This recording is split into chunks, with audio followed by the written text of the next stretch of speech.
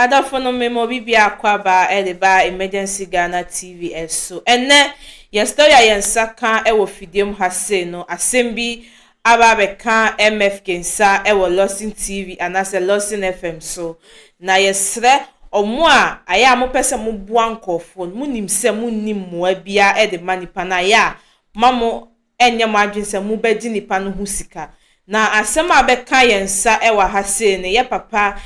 edi nchemu edi abeye se na oyobi ano boa nkola ewo football mu na papa bi etwinedi sike bi hu akodi papa nsa papa na na adwense ontua eni ntini ye chese ebe call ne akwakohwe video no aba obi bisa se eba ne san ena sika na ekodi papa nse meninti yenko ne kohwe video no ye ba na edi bibia atu subscribe na like na fa comment so eba comment section ne ase yenko ne kohwe video no onyame no mpa ibo we de tachiman kokos na no pede na do nam we de mandaroma na pacho mo case kakrabi na mandaroma me de bedamo na mo so mudi matia na pacho wasem na wo de nam no ma yentie pacho be 2 years mo ani na me so me boa ball for ani obi ani me kumase wa senkra sebe omo ye mo ba omo ball a omo ni mo ano me de atuma kuma so se me boa omo ti more than edin ben na obi a de nim wa ye boa e be hu se papa na wo boa ball for no wani edin ben ya pacho e frame me Eric okay. na more no frame manager okay na say o manage footballers eti manager na e kasa nti abusu ba bia obi a manager atena se be me na bo me nkomoto aso nti me boa nkran na ese mpan se kochoti akenten me van se ma fa ne se me papa a me na san more than 25 years ball no adwuma na won so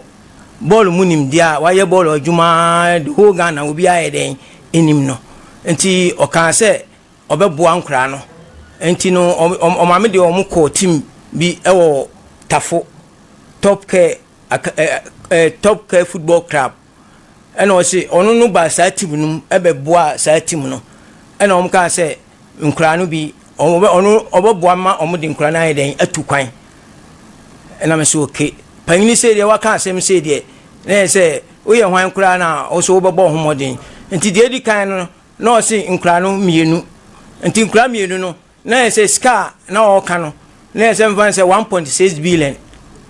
nti 1.6 no o san ka se metimanya 3 billion nkra na me family na ska no be den ebe back na me se 3 billion de awodin ntimi NSK 300,000 Ghana cedis okay nti mintibi nti eba asa no na se nkra no mienu no o ka se 800 na se 1.6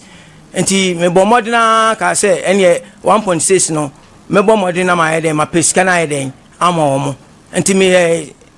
doctor ahe awo Tafo pankro no estate hona ni hospital ni ede ewo nti doctor no ene ede agis kan dey kan oje 400 na doctor o she hospital so dey football den na sika no ko di ne o no wati on ati football club no okay ona ne football club ni top care me pacho football academy okay na just anya hospital ni ntina we di sika no kokoma no okay na kochoti sunu ni be ya adwuma okay o kochoti ni free le say winiba ebetena kumasi ha ntina say doctor ni otidie na say from sobia ni den ebeba sika no so ena me de ye den me de man nti me ban say 1.3 no oje 400 nti o we no say sen ko na ni no san je 400 ena o say payment no me fa de aka namra ena me say ni sika 70 no ena me de 500 ye den e ko nti na say 1.3 billion ena oje nti me pa cho oje sika no na say process no na o say omo ye den omo ye ya hwe ani mu a process no ntimi anya adwuma na ye process ben ya say o de omo kwa kra na say agent no na o de nkra ne betu kwan akwa ma no ne ana okay na say sika na wutua no na o de nkra na fa ono na academy ni mu e de o matu kwan akwa abrochiri akọbọ ball wa ma no ne okay ena me di sika no ye den nti me bisa coach oti 3 times coach me first sika no ma no o se fama no me first sika no ma no o se fama no coach me first sika no ma no no say me first scan no den e ma no na me di scan ye den e ma no afi odi omode nkura no koso akra e ma omokoda hotel ni we nkura no say omo hu bibia omode omokone na embassy ye say omo hu bibia e na omo san ye den e baae na say oma ba no nya de say nkura no ade na ye den ayeyi nti won fa misika nye den e ma me first scan to ba bia ye den eda nti me bɔ mo na sika ne nye den emma ɛna me so papa no sebe me ne na nante ache nti me dia ni dia ye den ama na ɛsɛ dia duru no so no na ɛsɛ sika no ɔmpɛ sɛ obɛyɛ den obetua sika no ɛna me di ani die me de ba manim ɛna me de betu manim sɛ ada madawro ma mo bo amanfo no de mo so mo amena me nsanye den enka sika no me ba cho enhyehyɛ bɛn na odi nkura mienu ne kɔɔyɛ no mo yɛyɛ ɛfa wo mo ho enhyehyɛ ne sɛ ɔsi ɔde ɔmo yɛ den ɛkɔ nti no omunya kodura omanya tim aye den amomo nti omunya tim mo sika na ebeba no na ese percentage no na ese obi anya ne percentage. Okay, na ese enkura no ho sika no na mo nso so obi anya no so mfa so na percentage ne yesen me pa cho percentage ni de na me say omanti bi anya anko anwie nti ne ama ya anya den ya nhyehyɛ mo anya nhyehyɛ no nti senka enkura ni nya kwan etu kwan ekɔye a afi na nka mo ba be strike percentage no e bia be 30% bi be pass bia 70 ana 64 bi ti so se de na nsie chese on kan bibia no an se me kwa abotra no be how many years ni me fan say one because case we ba be di me nsem 1 year ni o because almost 2 years case we be di me nsem na 1 year enie afi na ne yaba Lawson hafoforo na Dr. Bismarck wonu ankasa ene ne mpanifo bo anan e ba me nchen ebe ka chem say ye hold on eyeka enti ye den ye betu ada me ka me se Lawson Afisem enye obi anim guase ene ete ha ye pe atentene ne ene dia ma nipa case ba ye 1 year pe 1 year enie sese sika na otu amana ka sen bacho madaroma mompa e bo ni madaroma mama watua 900 enti aka 400 watua 90,000 adwuma we me ye no off air o ya share ama Dr. Bismarck watua 90,000 Ghana cedis afi aka 40,000 doctor kese na wo mukura no watua 40,000 aka o Fred doctor ene ochina to the extent to say na say doctor say me fa mobile money number emma no na won send 40,000 in so because why busy want me emma ha me di ni die emma Dr. Bismarck top care hospital me ni die emma e the mobile money number send o sikane mai me wawa na mafre doctor sikane nya mai o say omunya send ma o na kwakwa say na da ada omun send ma na mse Debbie doctor sikane mai o me say accountant in send ma wo afi ade kyen me frɛ doctor wonfa ne lawyer ode ne ma me lawyer nyame nhira o lawyer Francis Duku lawyer nyame nhira me to so na ma sorry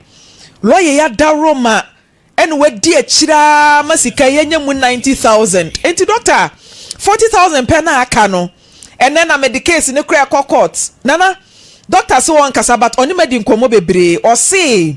enkura mienu na nka odo o mu tu kwan na munyina madidi wo mo ho a asem na koba sei no wafa ono na chi abefa nkura na fi academy ho a onim ho hwe e de o makoma nipa foforo eno so te sen basho madaruma ani die mu misre kasa okasa enye nokre nkura no kura na o mu ni na academy ho omu wo mu fi ba ko de ma han dan ayeden ama no asiesie mu kama fi se o papa wu no sa ena o ma me so wo sem na se boafo ni ba bia ena ma fa ne se sebe nyankoponti mehwe no na onsusu de obenya no onsusu e de ba ye so ye de ahwe nipa fofora onsusu ni bi me kura tutu nyanka kura nti na me ye sa adwuma no se de metimi ayede anya bibi na me de aboa me ma no a omo ha ne areho mu no me de beyi omo afrim enti omo tuture kura nti na me ye sa adwuma no eye me ya unim dia e kwaso nyina no de me ya ne se Dr. Bismarck kano kesi ewo mu no udi ni di ama ye wetu sika no 90,000 40,000 na kano wo se waba be fan kra no but me question a se kaminya Dr. Bismarck e wo fon yi so anka me bisa ne say enkra papa yi tu 110,000 say for mo ekwa amanone na omo nkwa bobo akwantuo na enya amaso a se nipa ni sika na adema no akwantuo na amaso enkra na wode wo ma basefo mu tu kwan no wo sa de ne nkwala ama ne back ananya sa na tie ba show ani die mu enkra no kra no sese no na omo ne nam ba kokra wo ka kire ni se coach ni ka kire ni se ni coach ni ka kire ni se mo onsi ho bia mo hia na obefre enti coach oti me pa cho Dr. Bismarck top care waso won kasa top care academy waso won kasa coach oti ena wo se nam ne so a udi shia doctor yi coach nso ye friend na no pe wono so won kasa enti menti case na se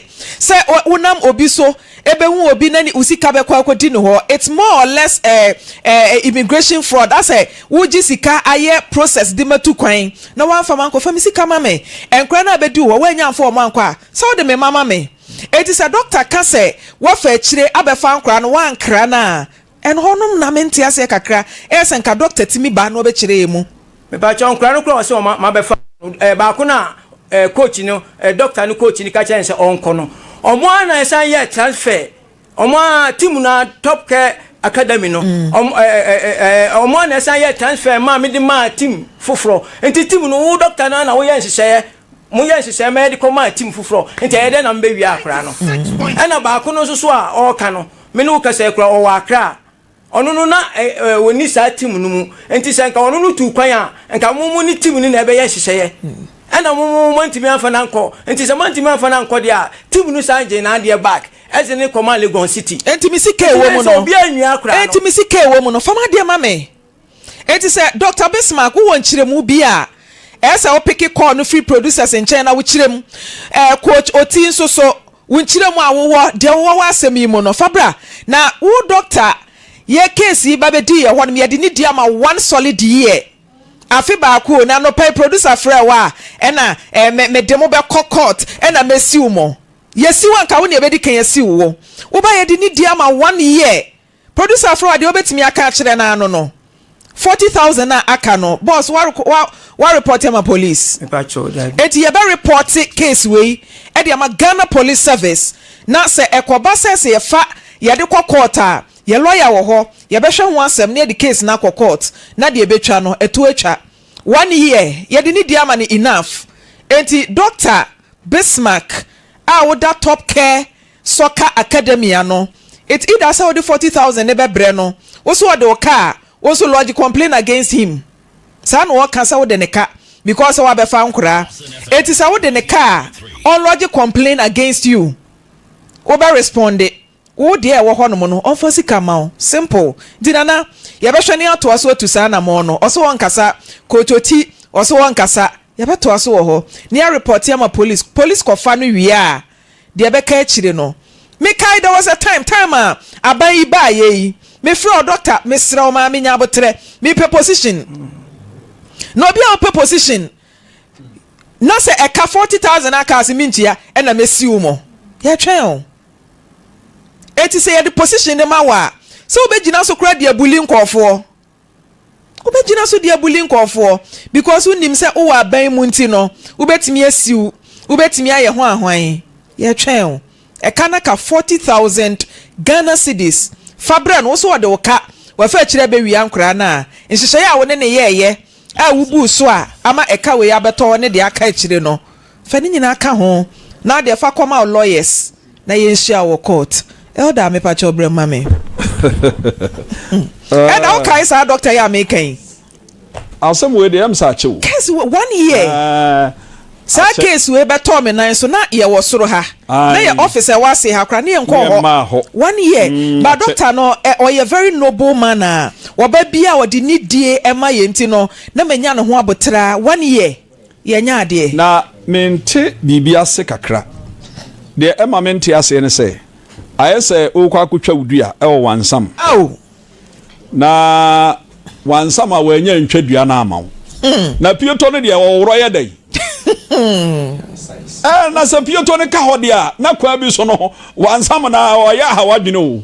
On say asem we na ye ka no eye mpaninsem di brebi ni gina brebi ho a se nipa okuduru a ense se wo tena asem asem bi asa obi kura ate ense se wo ma ho kwan sa sika no watumi atua amade akai 40,000 esa ya wo ya 90,000 kura wetia se bi ni ho mpa makasa de emra nanka yenya asem pa bi nka nkire wo wure no onya abotre ntwen na fabre no Nemo msa kwa yese ni ntua na de ope fameko de ope ye ni ade a onse yese patapa pieto ye de mra ene woro wiase obienu ha obro mra so emfa ho de wowo emfa ho ba bia wadu emra de eye mra obi amro so enti sa wo tena se na wahwe ebia wudi bre ne ugina bre ne de kura wonti sabe hiani mobro be sina emwa we na ama ye kan ye kan owura ye dwuma pa wo ye na ye dwuma pa o efiri se emmofra omuni buafo no wo boabo ma no tete won se be ye obenya ba bia gina wa abrabom adwuma wo ye na watumi di sika nte sa abra o sa akwere ifa no kwa wantumi amfa na anko fa ni sika abra no nso a asem yi ba ye nyane nso a wonya ho me ya ne say doctor di kan sre o say 3 months 4 months ye de ni nyina ma no ampa odi so di sika ni bi bai but the party say me de koma me lawyers into the aka no kra mi nchia how dabi menti ase eti die na ma de di kan no tuae na akire de wutia sada sika ni ho a sada sika ni medi ho a de wutia ye no ade enti na ma wutia ho de che no just ade bi ho a nipa na mi hu sa ne ya na nipa no eduru ba bia ye te we no eye patapa asem bi na eduru ba bia wodi wuram but enye ya ma ne fasa patapa ni wuram empanimfo si dimpa eye chen ahunya eduru ba bia e wo so bo odi ho ban ma enye nsem bia na sese obi kura kafa odi ho obi a sabe wasua nwoma wo dibre wo gina bre ense se o ma asem bia sa na obi bo odi dabi enti we ya ye ka ho asem se omomode amfa owura ni sika mre no etiatia na mfa asomdwe mre ono ankasa ebeboa no nso ho de ba ye be ka se watua ye be ka no fidie ya so se watua am obi ahu se watua ye da se mi do bibia se jibre ma ye kohwe video no eba ye na ye sre omo aya adane de ne pese mo pese ye mo boa nkofo no se eto de bi na uhuni se mmoa no emma aya ye sre aya na mo nkanche nipa no esanse papa we asemodi ebedan ye no aben se wegu n'animase esanse to ono no se oboa nkola oni bie omu ni bia eba ne se football no mo yade oboa nsa nkola no no de na asem abedan we ni ma na so de wa na asem abel na wa adwin se o meboa na afeidie wa ma na etua sika hodo na nso sisia no wentimi amfa nkola no anko ba bia ese odi omko ede na nkola no ebeka ede na nkola no beka because the we are wetimi akwa catch nkola oh me de meba kwa ha se na afeidie bibia odi omo akwa pie mu no no odi omo bekwa amonane afeidie akra ya amonane ana nyebe unim sa unim bua bia de manipa na catch ni ska wa ji papa na wezi seska na osi oh mame mo nkola no na da che omunya baby papa si a omwetimi ayeden abomidimpa na afeidie waya ma sisi an papa ne enyenim guase e won nkola nanim sika no so e wadwen se wuntua wetue mu bi afeidie ye fefefefe nso a onye wadwen se obefa abeka ze na wabefa nkola na efi academy na wambo mama ne so papa na ote anso echeche mu nso si enye sa na asem ne yeden etinti yesre tua ni sika ma no so onim se nkola no wentimi amfa omo ankwa tua ni sika edema no uni bebi okonya sika na efiye oh maybe oh na fiti asen menya mboa dia ma obasisi ano emu na mepe dia ma no akoyesi na nipa na yeden atene ho ase ba mema nipa no mfa hye ni timu se obeboa no na later no wenya bibia amfa anye ama nipa no esa na one wadada nipa no so ayeden adada nkola no yesre onfa ni sika emma no onfa papa sika emma no because sika obo na anu ahye sika obo no anu ahye nti yesre no onfa sika no emma story we be kan say na MFK kan a year ni more than a year with tua mu bi ba se sisi an or ye no ho style bi aso person we tua de aka no eninti ene de na ba fidie we so no because tia sika ne de uni be bia papa no ekofa sika ne edi fiye yemfa we ntu ye ho fo bi pese oboa wa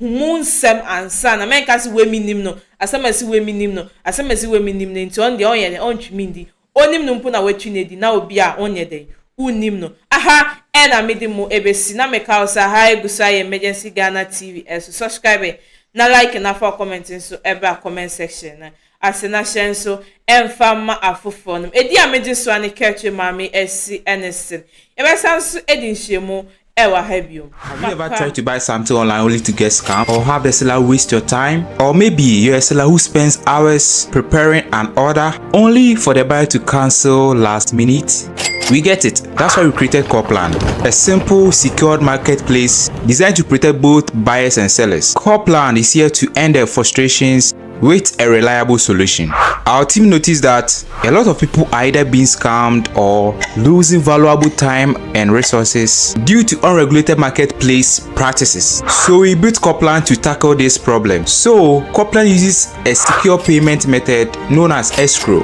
which keeps payment safe until both the buyers and the sellers are satisfied with the transaction. Here is how it works. When a buyer orders an item, the payment is held securely, meaning the seller doesn't get paid until the item is successfully delivered. The seller is notified and can accept or decline the order. If accepted, they reach out to arrange the delivery. Once the item is delivered, the seller marks it as delivered. So from there, the buyer has 48 hours to confirm they are happy with the product or to request a revision if there is any issue. When the buyer is satisfied, they accept the order and the funds are therefore released to the seller. If no action is taken within 48 hours, the order is automatically marked complete and the seller will be paid. Copland is here to build trust in online buying and selling. With our escrow system, both buyers and sellers can feel secure, knowing their time and money are protected. So why not try Copland for your next online transaction? Visit us at www.copland.coplandtechnologies.com.